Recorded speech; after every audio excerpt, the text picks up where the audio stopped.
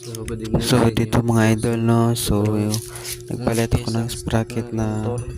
set So no, itong size ng 1436 niya ang ay pinalit ko. So ang stock na sprocket ko ay ah, 1541. So yan, makikita 41 naman yung sa engine sprocket. number ng sprocket no, yan sa engine sprocket niya 41.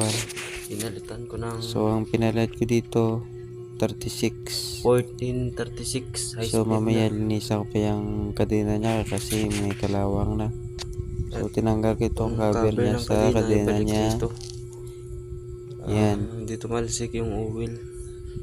Nilagyan ko kasi ng oil kasi So pangit kasi kung may dami ng kalawang may kanina. cover pa. Mas maganda yung malinis Itong tignan. putres yan na So isang ito yung basag. ko putres na Hindi ko na ito nabiyak magamit. kasi Babalik na-disgrasya. lang natin para may Ang para maganda nakabunggo tignan. sa akin ito ay yung naka-Raider FI. So kawawa yung Raider FI ah. So itong tambutso lang na sa akin. Ito lang itsura niya. So cover wala namang gas. So tambutso lang. So yun lang, thank you for watching mga idol. Paki-subscribe na lang ng video ko.